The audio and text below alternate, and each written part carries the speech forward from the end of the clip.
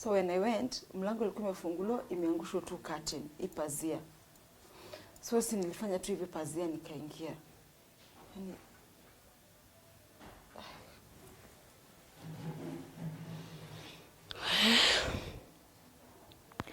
Yani nilienda nikapata my mom with the same man. Man. Again. Yes. Akaona kichapo haifai, akachukua chuma. It was like a tong. Aka plug in kwa stima. Akanichoma. Akaona hiyo haijatosheka, akachukua pasi. I wished for death, but it never came. I prayed for death, but death denied me. Just after delivering my baby, 3 hours later, nimemshika hivi. My daughter went.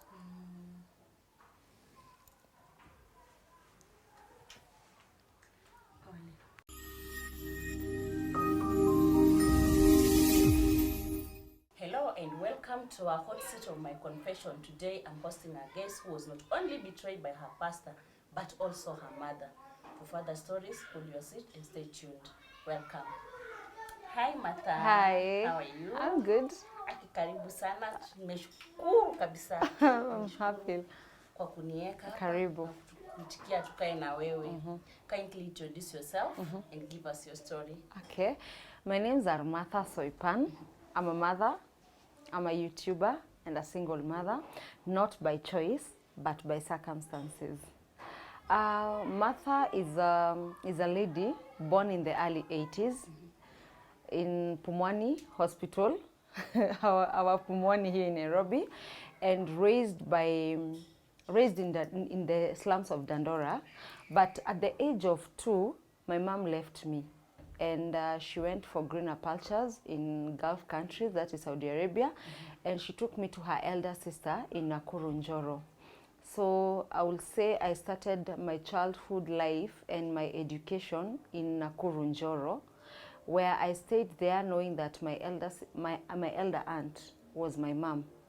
Don't forget, I was just born alone, no brother, no sister. So at the age of 10, I remember my mom came on her first vacation, and she transferred me from Nakuru and brought me to Thogoto. Thogoto in a boarding school, and nowadays they call it Reverend Musa Gitao, but during my time it was Musa Gitao Primary School. So I boarded there, and my mom left again. She went back. But now that I was in a boarding school, I was meant after school or on holidays, I would go to her elder, a brother who was just not living far away from our school. And also his kids were schooling in the same school, but they were day scholars. So for me, because I was a boarder, every holiday I was to go to their house. But that was not the case. I actually went to their house about 2 times. And it reached a point, I think I became a burden to them. And they first stopped coming to visit me during visiting days. So for me, I'll just sit at the gate waiting to see anyone, but no one will come. And so maybe my friends will call me when their parents come, and I will eat with them. And that was life until one day, remember, my uncle's wife and the elder daughter wrote me a letter. But that time I did not know the meaning, but today I know the meaning. They wrote me a letter and told me that I'll die of poverty. What? And that is why even my mom left me. She doesn't care for me. Nobody will ever care for me until I kill myself and dig myself a grave. Really? Yes. So I didn't understand what that meant. So I took the letter to the headmistress. And because the headmistress knew my mom was out of the country, because when my mom took me to school, she told my headmistress, I'm going out of the country. So my headmistress took the responsibility of raising me. So I became her daughter. And I really thank her wherever she went to abroad. I've always prayed God that if given an opportunity, I go to abroad, I'll go look for her and tell her thank you. And so when I was about to clear my class 8, my mom came. For me, I was very happy. I knew there was now time for me and my mom. But that was not the case. Actually, my mom came back and got married. What? To another man. Yes. So when she got married to this man, so every time I would go to school and come back on holidays, nilikuwa napeleka ushago kwa kina huyu mzee. So if we are opening on Monday school, I'll come back like on Saturday, on Sunday go to salon, plait my hair, on Monday back to school. So you can imagine a period of the whole holiday I've not been with my mother. Will you ever even have that? You can't Yes. imagine. So unless now you wait until now visiting days. And so we stayed like that, Jael, but that marriage didn't last. So when I was clearing my class 8, my mom came for me and told me not to go home after finishing my KCPE. And I asked her, niende wapi? She told me, I'll come for you. So my mom came and picked me. And now we had shifted. We used to live in Gara with this man. So we had shifted from Gara. And now my mom had, her younger sister had rented an apartment for us, like a small house in Gitaru, Wayakiwe. And, and so our life changed because, you know, when I got into that house, the first thing I saw was poverty. Because it was like a single room, tumekeleania vitu, feeding, yani, it was... Everything changed. Yes. And that is when I started now asking myself, will I ever continue with my education? You know, like my mom's money, all her savings, zimeisha kule, so this man has thrown us out. You get me? And so, by God's grace, my grandmother came and realized how we were staying. She was not happy. And so she came and told my mom, come to Kariobangi. My grandmother had a plot in Kariobangi and some rentals. Come, I opened for you a business. And so my mom went to Kariobangi and my grandmother opened her a small hotel. And so we shifted from Gitaro to Kariobangi. Because now here tumepatiwa nyumba mzuri, we're not paying rent, alafu tunamwangalilia the other rentals. And so we continued staying there until now when schools were reopening. And all class 8 went to Form 1. And Martha is at home. With no future ahead. Yes. And now you remember when I was in school, a cousin of my mom had spotted me. So the elder sister of this cousin came to visit. And when she realized I was at home, she was like, no, we need to make sure you go to school tomorrow. Yeah. And immediately they tafuted a secondary school within Kariobangi where we used to stay. We got it. She took me to the market, bought me books and uniform. And the next day, I went to school. And so after first term, second term, my grandmother came. And when my grandmother came and realized where I was going to school, she was like, no. You can't school here. No. And today, as much as she's gone, she's rested in peace, my grandmother was my mentor. She was my hero. She made sure I got the education that I needed. So when I cleared Form 4, I could not pursue my education. There were no funds. And so I started working. For me, I started working and I started doing promotions with agencies. And I remember I could do even 2 promotions. One during the day with like Safaricom. And then at night I'll do with BAT. There's this cigarette called Palmal. Hiyo nimeizungusha Kenya karibu mzima with an agency. I know that hustle. Yes. So it reached a point I gathered some good money. And nikatoa my mom from that castratia. Those people who know Kariobangi Kanyama, that castrate was not good. So nikampeleka main stage, there was a container, nikamkombolea. She had a very nice hotel and she would make money. So as much as nikifanya hizi shughuli zangu, I would say I fell in love. I met my first love and I don't know if it's falling in love because today I would not call it falling in love. I would say I was cheated.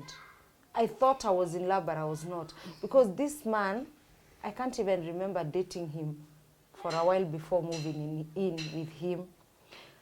You know, I found a man who would tell me I love you every day, who would call me every day, who would escort me to work. And when I'm leaving work, I'll always find him kwa stage ameningojea twende nyumbani. And that is So something for that me, any girl I was needs. like, so someone can tell me I'm beautiful. So someone can give me attention. I've never found this. I've never felt it. And now I'm feeling it. And so when I fell in love, I moved in his house. The very first day I moved in was the very first day nilianza kuchapwa. What? Yes. Mapenzi imeisha. Na nilikuwa nachapua vitu hata siku hizi nakumbukanga, naona hata sijui nilikuwa nimewekwa dawa, nilikuwa mjinga, I don't know. Because I will be beaten because either I'm supposed to leave work 6, nafaa kufika kwa nyumba 7, nimefika 7:10, utachapwa. Only that? Nimefika kwa nyumba, nimepigiwa simu, nitachapwa. Na maybe hii simu ni ya kazi. You see? Ni mwisho wa mwezi, anataka pesa, ameingia kwa wallet, amekosa pesa. Nitachapwa. Na unavumilia tu. I was beaten to an extent, it reached a point, if you could not beat me, I would ask myself, mbona leo sijachapwa? Because nilikuwa nachapwa daily. Na huyu mtu akuchapi na nguo jail, anakutoa nguo zote. What? Na anazima stima. Up to today, me I always say that person is a devil. Because amezima stima na anakuona pale huko, anakuchapa na hamis. My cousin came and she was like, no, so ipan, apana. It's high time you move out. It's high time you move out. Na mbona nikiambia hata auntie, no my mom, akuji. Then I'm like, anasemanga nini? So she went and told her, no, today Swepan is not in good shape. She's not. She was like, no. Ndio kona makosa. My son cannot beat her. That's not your mother-in-law. Yes. No, my mom. Your mom. Amembona my cousin to come and rescue me. Na hizo ndio words anatumia. So you can imagine when I was told those words. Na huyu mwanaume amelala akinichapa akiniambia, you're useless. Na naona unanga yes. Unanga kwa kuenda hata ukienda mamako anajuanga mimi wewe ndio uko na makosa. Nobody will ever love you. And if you ever live here, nitakuharibu. Utawahi pendwa na mwanaume mwingine. So, Jesus. And then your cousin comes and tells you, nimejaribu kuambia your mom akuje tukuokoe. She has said this. Where will you go? Jail. You know, actually the most painful thing, your mom has took you. Yes. Now, tell me, where will you go? This person has slept the whole night calling you names, telling you all those negative things. And then someone that you think will be on your back and support you, anasema, the son cannot beat you. The evidence is there. I cannot even move my finger. And where you used to live, hata angepigana, hakuna mtu angeingilia vita yake. Nyumba ilikuwa inafungwa na kiti.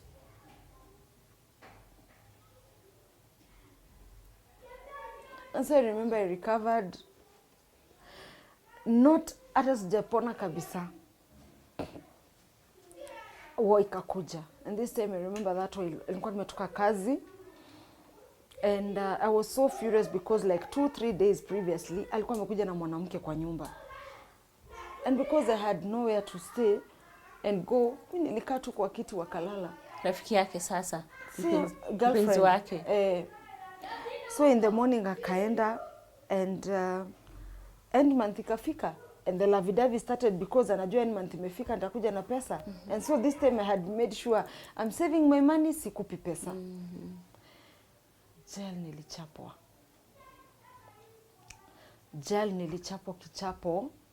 Yani hata my worst enemy will not wish for her the same. Akaona kichapo haifai, akachukua chuma. It was like a tong. Aka plug in kwa stima. Akanichoma. Akaona hiyo haijatosheka, akachukua pasi. Aka plug in. Don't forget sijaipigwa na nguo. Napiga nguo bila nguo. Kwa mgongo, jail. And I collapsed. Alikuwa iron. Ikiwa moto ame plug in. Stop it. Really? And so I remember sikujisikia, and I think hapo ndio alitorokea. So when my cousin came the next day to rescue, to check on me because ajaniona 2-3 days, akapata the situation, and now this is ndio akamwambia tulikuwa tunangojea atoke tuingie cause kuna pali vita ilifika. So ipana kanyamaza tu. So we don't know what happened, hatujamuona. So they opened the door, they found what was going on, they took me to the hospital. And by the time I was waking up from the hospital, Jael, the doctor told me, why do you want to kill yourself and kill your baby? And I was like, Kanebe, you don't know you're pregnant. And I think for me being told I was pregnant, I got a wake-up call. I realized now it's high time I need to make a will. You know, I need to move on. I need to leave this marriage. But now, Jael, nimetoka marriage. Nimeenda kujikalisha. Lose jobs. Juu ya kushinda kumisingi kazi, kuenda na black eyes. You know. But I never gave up. I went and looked for like a small house near the bridge. Wala unajua Korokocho pande ya bridge. I used to pay that house. I used to pay bathroom. I used to pay toilet. I used to buy even water. Nikaanza vibarua. Kufulia watu. Kutafuta scrubs. Kutafuta gazeti mzee. But that was not enough. Mwanaume bado alinifuata. So he will tie me kwa vichochoro. And he will beat me. And because I'm trying to make ends meet, because I know there's a baby coming on the way, sikuwa ifikiria ukipigwa ukiwa na mimba unafaa kukimbia hospitali. Na nikaendelea na hiyo maisha, Janel. Hiyo time akuwa aware like you are expectant? Alikuja na akajua na nwanda na nitema na nichapa. And I remember all this time, there's a time baka my mom's sisters, they came to look for him. Na tukamkosa. The other day ndo tumejua ni nani alikuwa amemficha. Nani alikuwa amekuficha? My mom. I struggled, Jael. I struggled until when I went to deliver my baby. And my journey of giving birth to my baby was another journey. I went through pains. Labor. I labored.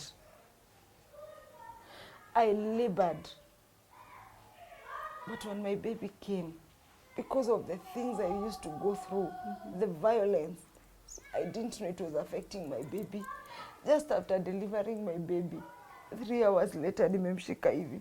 My daughter went.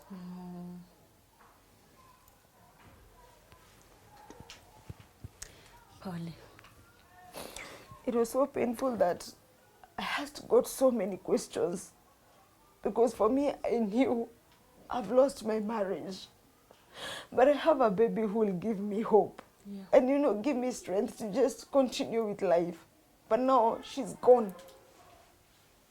Who will ever give me strength, you know? Yeah. I felt very, very bad. I asked God so many questions. And I remember when my daughter died and I was heading home. That's when my mom came for me. And I remember after like a year, I decided I start going to church. And so I chose a church in the CBD where I would go and make sure I will not miss Kesha every Friday. So Jael, nikaendelea. And one day the founders of the church, the lady realized me and she was like, I really need to know who is this girl. She doesn't miss church. She's always here on time. Kesha ni yeye wa kwanza kufika, you know. And so one day I was given an opportunity. And so I went to the pulpit and I said who I was. And I come here, now I fellowship here, nini. So in every church, kuna senior pastors na junior pastors. Yeah. So one of the pastors, our junior, alikuwa naishi Dandora. So when alijua naishi Dandora, so after mass, alinifuata. So we exchanged contacts. Ndio at least tukue tunakuja pamoja na kama kuna fellowship Dandora, we fellowship together. And so for me, because this is a pastor, I know I was in the safe hands because I'm trying to heal for what I've gone through. Losing marriage, losing a baby, you know. Yeah. And so we continued, we were communicating, I'm still going to the church. And so one day this pastor told me, Swepan, kindly bring your CV. Instead of all these casual jobs we do, I have friends who can get you a better job. Unaona? And so nikatengeneza CV na nikampelekea. Where we used to live in his house was like 100 meters. It was a walking distance. So nikapeleka and me I waited to be called job ikipatikana. So after a while, siku moja akanipigia simu afternoon na akaniambia job imepatikana. Hata ule mtu anakupatia kazi, ako na mimi kwa nyumba. What will you do? Definitely I ran. Me, I ran. And I knew God has answered my prayers. Nikajua mimi, hata nilikuwa naenda kwa barabara nikisema yenyewe, kurudilia Mungu ni mzuri, kukaa na watu wa kanisa ni wazuri. But shock on me. Shock on me. Just because this man was already prepared. And all this time of bring your CV, get your job, it was grooming. I was being groomed and I didn't know.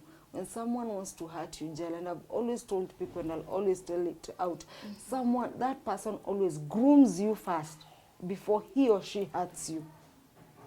So when I got into the house, I knocked. It was a single room. So mlango ilikuwa inaingia na ndani. So nikaambiwa come in.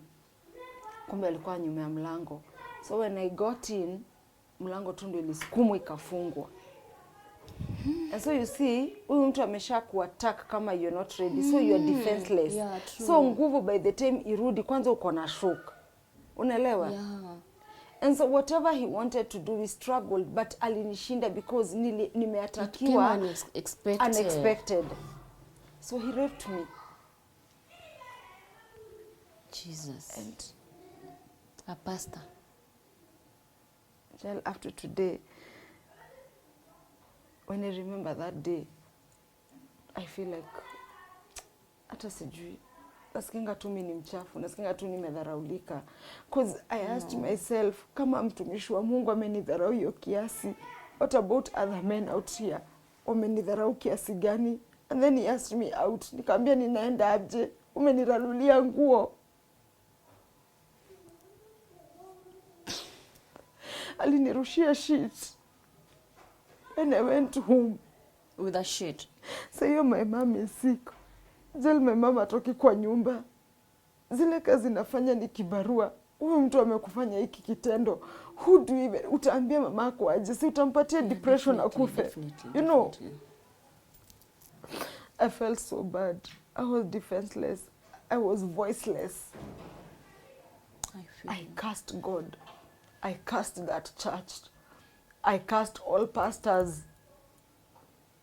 I wished for death, but it never came. I prayed for death, but death denied me. And a month later, I started feeling bad. And I went to the hospital. And the first thing, niliambia daktari nipime STD zote. Maka daktari akaniangalia zile za why. Unajua yeye hajui.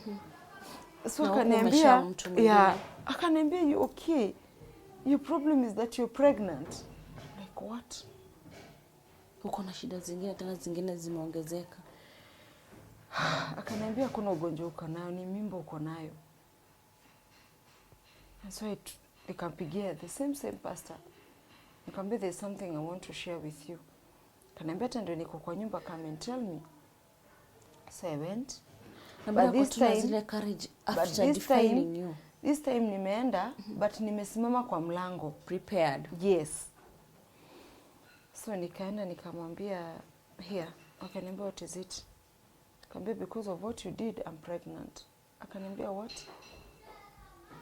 Sikiza na usikize vizuri sana. You're not my class. This is when I'm building my career, my platform.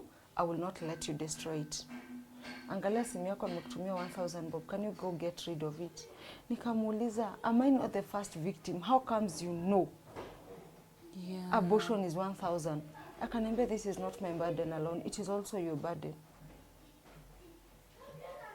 So Jel, nikabeba mimba yangu. With God's grace, I went to the hospital.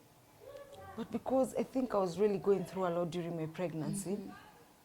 And in the first place, I hated that baby. Hata nikimbeba nilimchukia kwa sababu nilikuwa nashindwa. Wewe utaki kukufa, utaki kutoka, sikuwa prepared. Unajua ile anga. But when I got to the hospital, I remember that day, the doctor telling me, Martha, it's a 50-50 thing. We either save you or the baby. And for the first time, I felt a big connection between me and my child. And I asked the nurses and the doctors, for it was a long time I had prayed. I asked them, give me time to pray.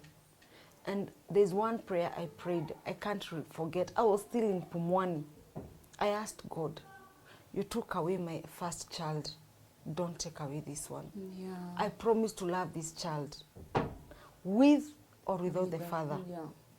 I'll give him everything that he or she will ever need. And I went into the theater. Because of the complication, I could not deliver normal. Yeah. So I went to the theater. And God had my prayer.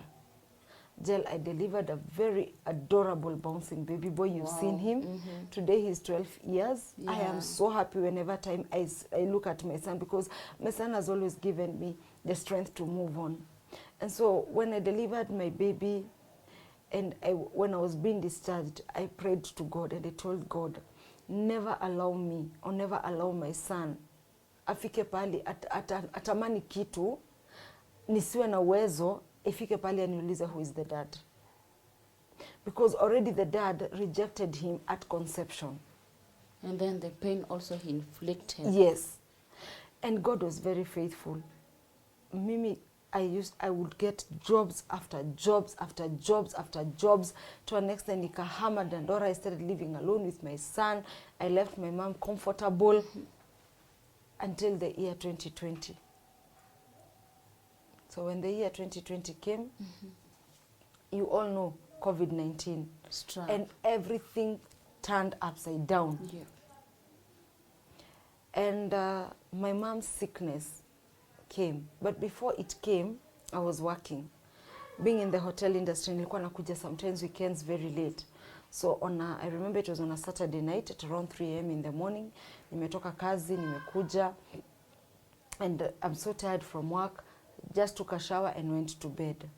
And so when I went to bed, an hour later, I received a call from my aunt, the younger sister of my mom. And she called me and she told me, hi. I was like, hi, what is it? It's 4 a.m. in the morning. No, your mom has called me, but I've asked her to call you. Has she called you? Then I was like, no, she hasn't called me. Wait until she calls you. If she calls you, you'll call me back. Then I was like, is she sick? No, let her call you. Sasa nikashindwa ni nini kinaendelea. But after dropping her phone, my mom's phone ikaingia. Oh, she was crying, oh, please, come and help me, so and so wants to kill me. We, niliingia kwa nyumba. That picture mpaka leo haijaitoka kwa akili. I found this man in my mother's couch with a short and a vest. I've done so much for this woman. I've sacrificed so much. I've found myself many depths just because of her, just to make sure that her life is comfortable. But look at what she has done. I'll never forget that Sunday was black for me. I wanted answers, but I couldn't get. I seeked God's face. I couldn't get it. I wished death upon myself and my son just to leave this world, but it never came again. And I remember the next morning, I went to work, and days later, my aunties called me and told me that your brother has said wameachana huyo mtu amemshinda juu ya vita. So for me, I forgave her and I just said, let's bygone be bygone. And a month later, she fell sick. Her sickness that had come when we were living in Dandora came in full force. She could not walk. Jesus. Angel, everybody left. And she was left with me. As always. She was admitted in hospital. I lost my job that March. And her bill was accumulating day in, day out. And I had to do what I had to do As to a clear daughter. for her bill. I forgot everything. I took her in. And I did what I had to do with the help from the sisters and friends and well-wishers until she left the hospital. But that was not the end. Because when she left the hospital, she could not walk. And she had a bandage from here, mpaka chini kwa mguu because alikuwa amefanya mpaka skin grafting. So she will go to hospital today, skip tomorrow, go the other day. And she living here, my house, to Wayakiwe St. Peter's Orthopedic, kule alikuwa anatengenezewa, Uber was 2,000, plus ulipe dressing na kuona daktari. Unikilipa leo Monday, you skip Tuesday, you go Wednesday. Martha ana kazi. All my savings zikaenda. And that happened in a period of 4 months. Akikaa hapa. Don't forget niko na mtoto, I have bills to pay. Jail, nilijipata kwa madeni na COVID. Madeni mpaka leo hii. Hujamaliza kulipa. Yes. I sacrificed. Had sickness made me sacrifice even my son's education just to make sure my mom could walk. But I thank God. Yeah. Because she walked. Na alipona. And by 15th December, she was leaving my house. Alikuwa amepona. God will bless you, Martha. She was walking on her feet. And so, beginning of 2021, one Sunday afternoon, my son told me, why don't we go and see how Nyanya is doing? And I was like, let's go after Mass. So I remember that day I didn't even have fare. I borrowed a friend. And I decided, why should I call her? This is my mom's house. I can go anytime I want. Because we wanted to surprise her and to see how she's doing. And when we went, tukiwa tukaribu kuingia, there's a shop hapo kwa mlango. So my son asked, Mom, sijui alisema nimnunulie nini. I had 20 bob, nilikuwa nimerudishiwa change kwa gari, so I gave him. So mimi niliingia mbele yake. So when I went, mlango ulikuwa umefunguliwa, imeangushwa tu curtain, ipazia. So si nilifanya tu hivi pazia nikaingia.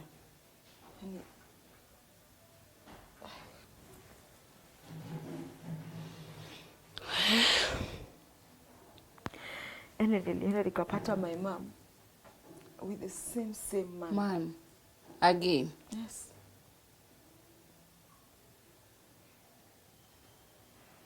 I turned, nikapatana na mtoto wangu, nikamchukua, nikamwambia Nyanya yuko. Actually, it was even God.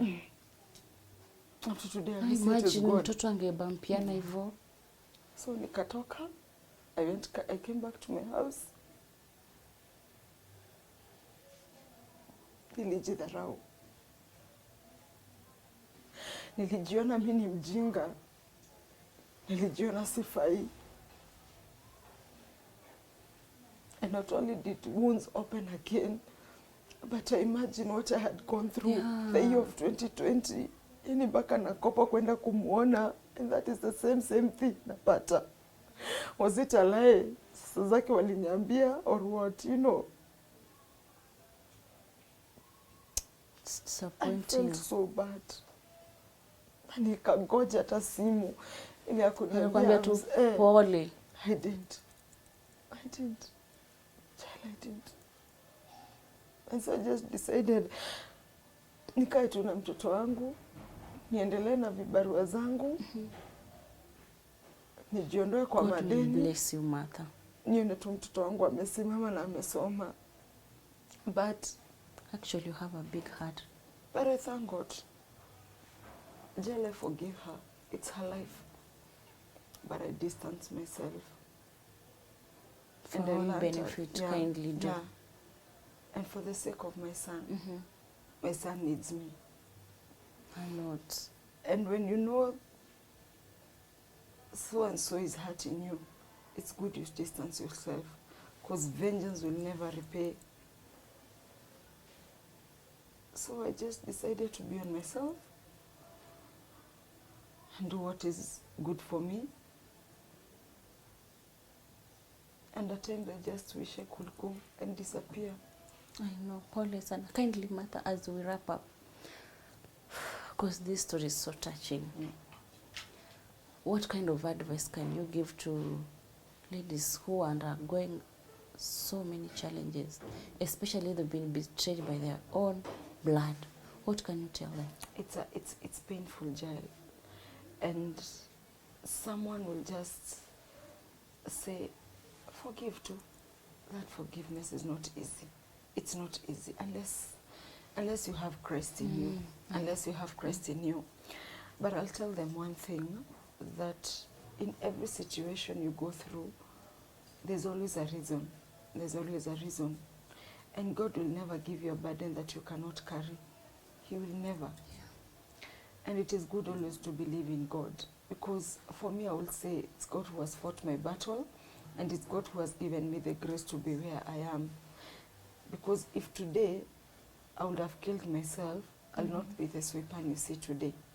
I'll not even have the courage to encourage someone.